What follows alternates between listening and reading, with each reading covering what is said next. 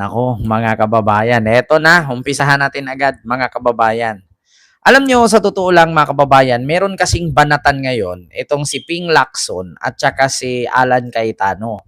At dito nga, mga kababayan, sabi ni Ping Lacson, no, nag-iipon na raw ng testigo at ebidensya para ipakulong si Cayetano. Patay ka din ha. Nako, eto pakinggan natin ha, mga kababayan, no? Pakinggan natin. Pasok. Travel with peace of mind with our May ads lang po. Next holiday trip starts with trip.com. Yan. Tagilid lang natin ha kasi makopyright po tayo eh. Ma'am Cynthia Capitli, at least naririnig nyo po, no? Oo. So ito po. Kuha ito sa protesta ng Samahan ng Progresibong Kabataan o SPARC kaninang umaga sa labas ng Senado. Panawagan nila full disclosure ng tax records ni Vice President Sara Duterte.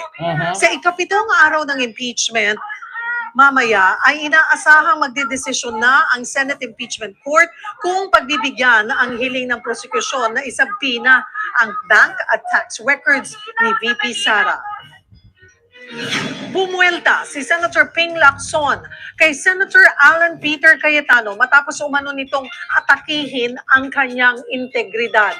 Nako, ayan na nga. Ito kasi, actually mga kababayan, ito kasing si Alan Cayetano kasi, sabi nga ni Mike Abe, mahirap maging kaibigan. Bakit? Kasi nga daw, kung halimbawa kaibigan mo to, kasama mo to, at syempre, habang kaibigan mo, kasama mo, maraming sikreto na pag-uusapan. So, habang kaibigan mo siya, habang kasama mo siya, yung mga sikreto, yung mga confidential na mga bagay-bagay ay nalalaman niya. Ngunit, mga kababayan, nakakatakot po na magkaroon ka ng kaibigang Bulgaria.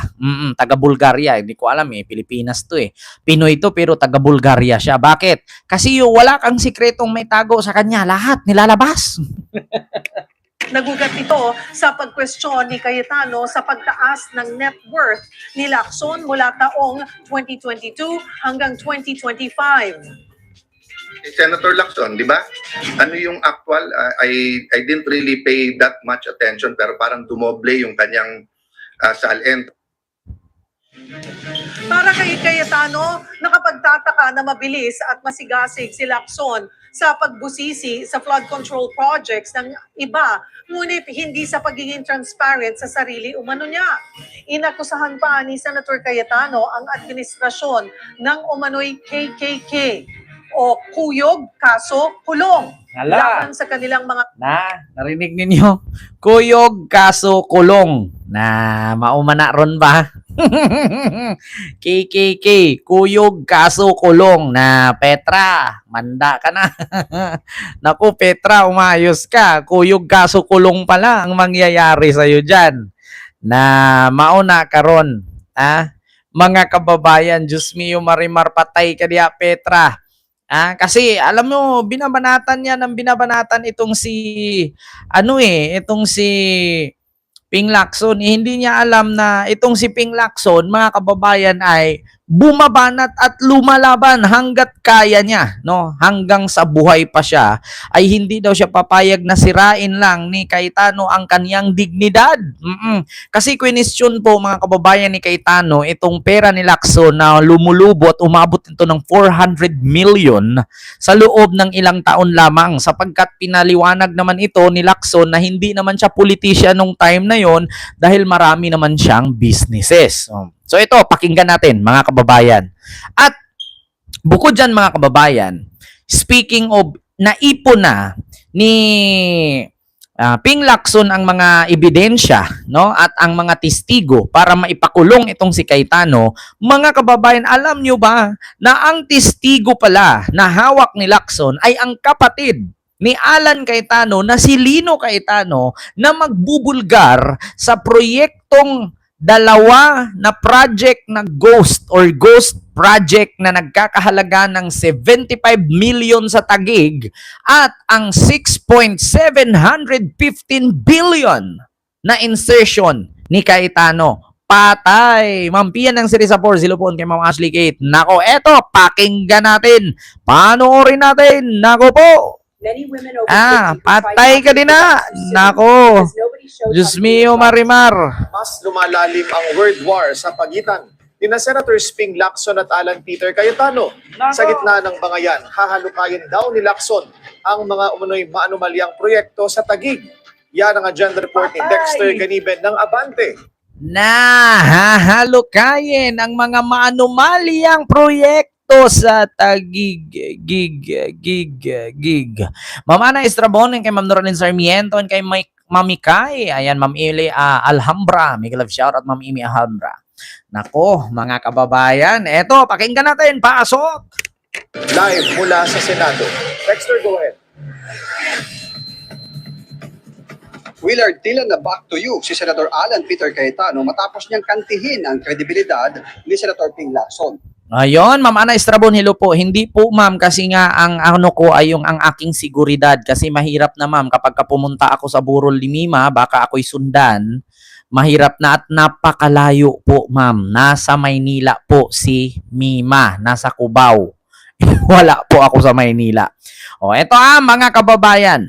Ito ngayon, mga kababayan, ang ano is na back to you nga, mga kababayan. O, eto po. Dahil sa pagbabalik ng Senate Blue Ribbon hearing sa second regular session ng Senado, tila nakatutok na ang lente sa Taguig City at posibleng maging testigo kapatid mismo ni Senator Alan. Makatutok na ang flood control scandal sa Taguig at walang ibang testigo kundi si Lino Cayetano, ang kapatid mismo ni Alan. Patay. Nako, mga kababayan. Nako, be careful, Kent. Ayun. Actually, mga kababayan, hindi po talaga ako makapunta kay Mima kasi napakalayo. Nasa probinsya po ako, nasa Mindanao po ako. No, kung gagastusan ko lang din naman ng mahigit 20 million balikan, talagang magastos po, mga kababayan. No, so hindi po talaga ako makapunta. Oo. So yan po, continue, mga kababayan. Ako si Alan Cayetano pala, mga kababayan, ang mababaktuyo at masisilda nito. Kasi alam nyo, mga kababayan, bakit? Yung testigo at magdiin sa kanya, kapatid niya. Patay ka niya. Talagang, alam nyo, sa totoo lang, sa mga nagsabing si BBM ay weak, si BBM ay walang degree, walang natapos. Pero lagi ninyong isipin, kadalasan sa mga kalaban ni PBBM, may pambato agad si PBBM, may pang-shield agad. Bakit? Alam niya na maingay si Cayetano, kinuha niyang general manager ng PTB, si Lino. O sige, kalabanin mo ko, hawak ko sa liig ang kapatid mo. Di ba? Parang ganun eh. O sige, kalabanin mo ko, mag-ingay ka dyan. Bakit? Hawak ko sa liig yung kapatid mo na sa akin. O, subukan mo, tignan natin kung kaya mo pa ba. Nako!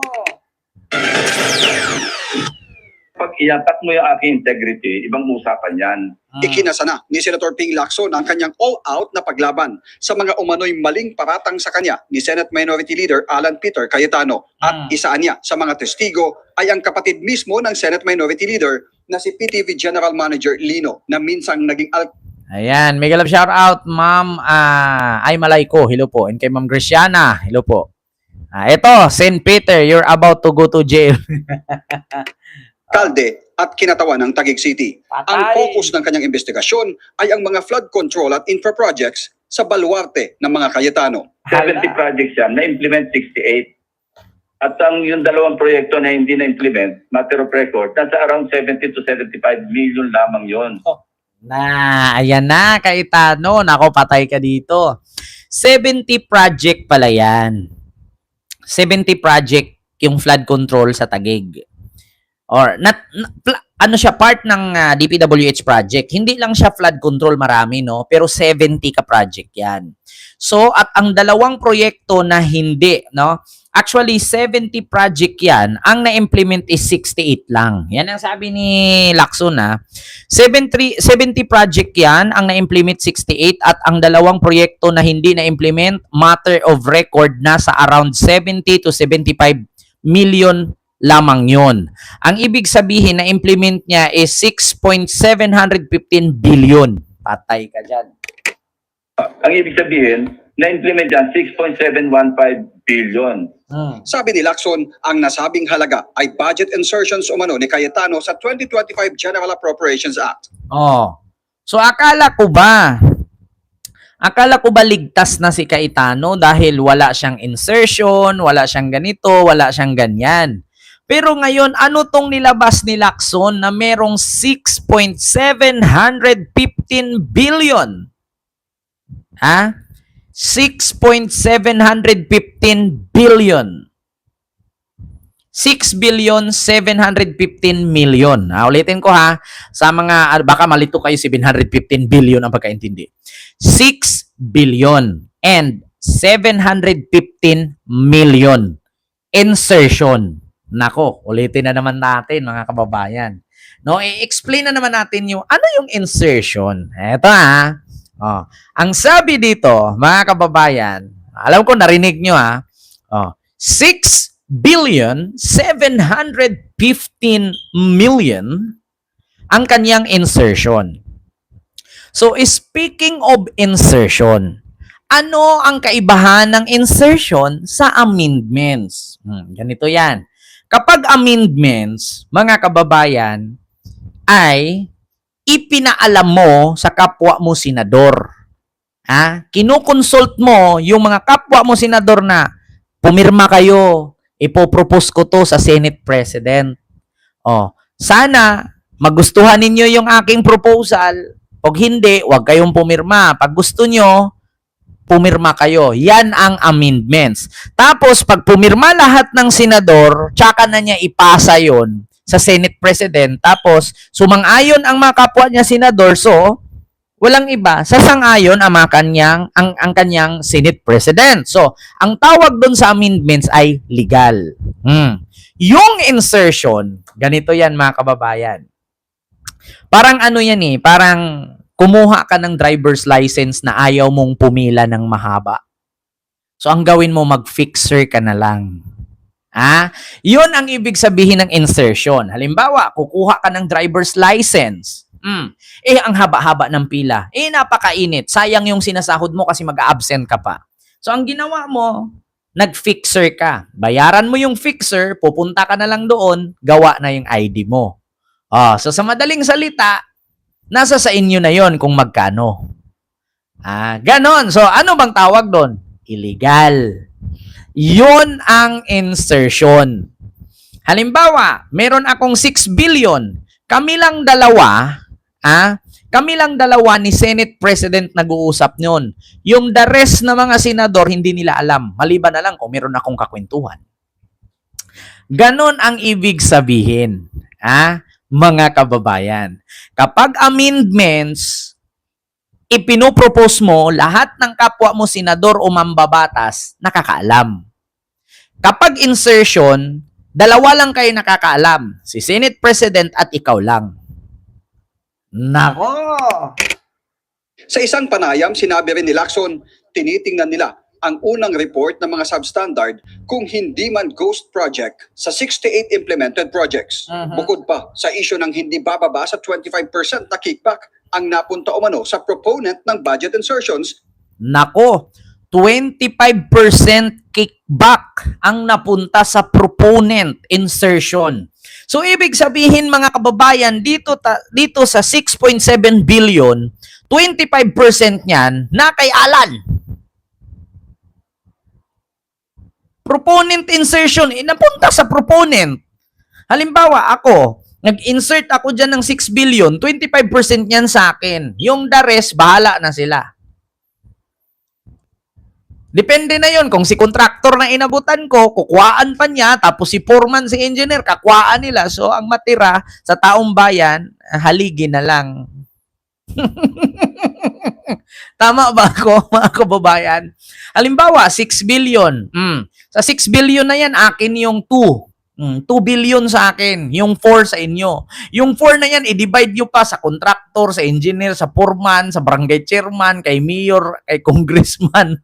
Ang matira sa taong bayan, haligi na lang. Putangin na talaga, mga kababayan, ganon talaga pag insertion. Ano pa bang ating expectation? Sa proponent proposal, ng budget insertion mapupunta sa 6.7 billion ay 25%. 25% sa 6.7 billion magkano? Putang ina oh. 25% sa 6. Edi 2 billion. Kulang-kulang 2 billion.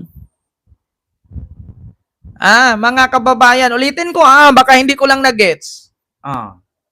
Ulitin natin 2025 General Appropriations Act. Sa isang panayam, sinabi rin ni Lacson, tinitingnan nila ang unang report ng mga substandard kung hindi man ghost project sa 68 implemented projects. Bukod pa sa isyu ng hindi bababa sa 25% na kickback ang napunta umano sa proponent ng budget insertions para sa info project sa Taguig. Pero Nako. sa isa sa mga FB Live ni Sen Alan nitong weekend, mariin niyang pinabulaanan na may ghost project sa Taguig. Pinatignan namin lahat kung anong may problema, anong hindi ano yung na-late. Wala pong ghost. Excuse me. Wala pong ghost project sa Taguig. Walang ghost project pero naubo ka. Ba't hindi mo maisabi diretso? Ba't nauutal? Ba't nauubo? At kung may mapapakita po kayo, mananagot. Yun ang information, subject to validation. Yan ang sinabi sa amin nung kausap naming kontraktor na nangontrata sa Taguig. Na hindi siya bumababa sa 25%. Yung Yung singilan dyan siya, no? Ibibigay daw ni Lacson ng mga Biruin nyo, hindi, yan ang information subject to validation. Yan ang sinabi sa amin ng kausap naming kontraktor na nangontrata sa Taguig na hindi siya bumababa sa 25% yung singilan nila dyan sa, sa kickback. 25% ang singilan? Putay na laki nun Diba? Sa Taguig. Na hindi siya bumababa sa 25%. Yung singilan dyan siya, no? Ibibigay daw ni Lacson ang mga hawak niyang ebidensya kay Senate Blue Ribbon Committee Chair Erwin Tulfo. Una nang sinabi ni Tulfo, nakasado na ang flood control hearing. Yari.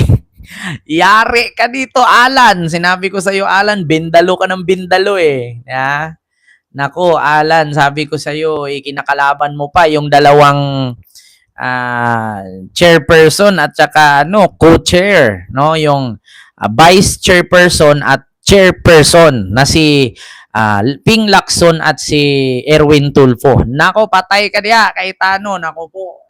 Continue. Pag nabuo na ang komposisyon ng komite sa pagbubukas ng second regular session sa susunod na linggo, bibigyan din niya ng kopya ang Office of the Ombudsman sa oras na makompleto ang detalye ng isinasagawa niyang investigasyon.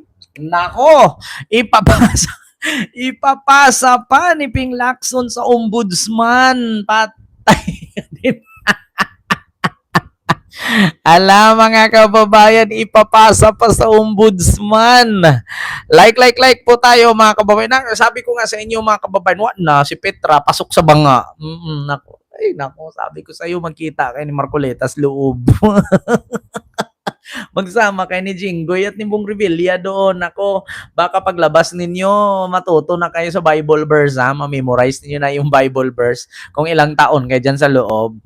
Nako, Petra. Ala, patay ka niya. Tapos, pagkatapos ng investigasyon, ipapasa pa ni Ping Lacson sa ombudsman. Halaka. Si Lacson ay vice chairman ng Blue Ribbon Committee. Nako. Sabi naman ni DPWH Secretary Vince Dizon, iniimbestigahan na rin nila ang mga ibinunyag ni Lacson. Hala! Iniimbestigahan na ng DPWH ang mga ibinunyag ni Lacson. Ako, ang galing talaga ni Lacson sa totoo lang. Ang galing mag-imbestiga ni Lacson. Mga kababayan, galing na investigador si Lacson. Continue natin. We learned isang oras bago mag-umpisa ang Day 7 ng impeachment trial kanina ay nag-FB Live muli itong si Senator Alan. At binalikan niya si DPWH Secretary Dizon at sinabing bakit ngayon biglang sasabihin ni Dizon na mag-iimbestiga sila sa alegasyon ni Senator Ping Lacson. Natural, may nabuko eh, 'di ba? Kaya nga merong website ang Pangulo na isumbong sa Pangulo kung merong kahina-hinala at napansin na anomalya sa mga proyekto sa gobyerno, sumbong. Sinumbong ni Lacson, bakit mo questionin si Dizon? Di ba? Alam mo, sa totoo lang, Senator Alan Cayetano, kinuhaan mo utak yung mga tao eh. Hindi lang ikaw may utak, Senator Alan, may utak din si Dizon, may utak din si Lacson. Parang yung kay PBBM lang, sabi niya, dahil daw kay PBBM, hindi na-aprobahan ang 10,000K niya na ayuda. Bakit hindi niya subukan munang paaprubahan sa Kongreso at sa Senado? Kung ayaw ng mga kongresista at senador, ano magawa ni PBBM? Si PBBM, pipirma lang naman yun para i-release ang pera. Kung ayaw ng mga senador at kongresista dun sa 10,000 mo na ayuda, di wala ka magawa. Diba? Tapos ngayon, questionin mo si Vince Dizon kung bakit imbestigahan. May nagsumbong eh. Ghost project sa Taguig. Gayong nauna nang nag-imbestiga noon sa Taguig City at sinabing wala silang nakitang ghost project. Sinabi ng DP So anong magawa mo kung mag-imbestiga ulit? Paano kung meron nga, di ba? Malay natin yung kanilang investigador walang nasilip. Paano ngayon kung yung mag-imbestiga ay may nasisilip?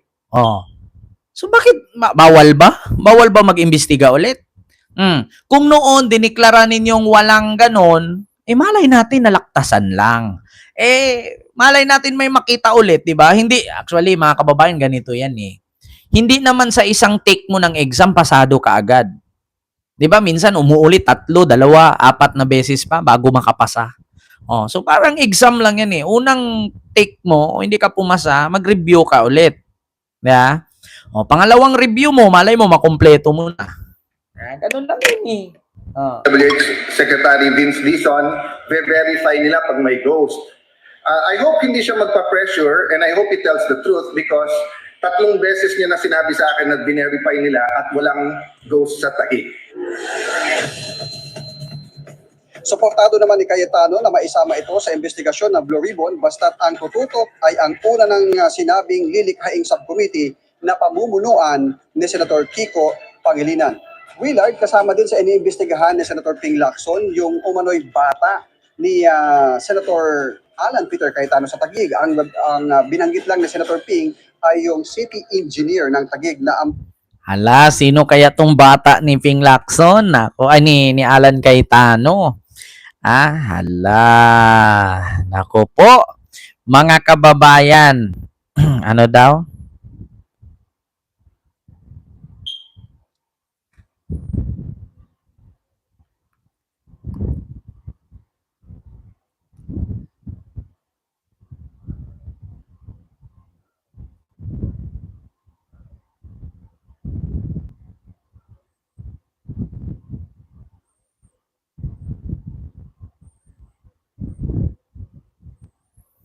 Ayan na nga, mga kababayan.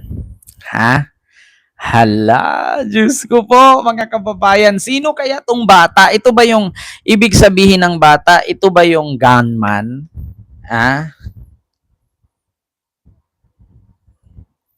Gunman. Yan ba yung Yan ba yung bagman? Nagtatanong lang, pasensya na mga kababayan, may na-replyan lang ako eh. Ibig sabihin ba ng bata, yan ba yung bagman? Nako. Continue. nabaspasok sa kasino at nagpatalo at nanalo na ng humigit kumulang kalahating bilyong piso. Ito pala yung bata niya na pumasok sa kasino. Biruin mo yung nakaw ka ng pera ng taong bayan tapos itatalo mo lang sa kasino. Patay ka diya Cayetano, makhang pasok ka talaga sa silya. Si Petra, pasok na magkaroon na ng renda. Nako mga kababayan.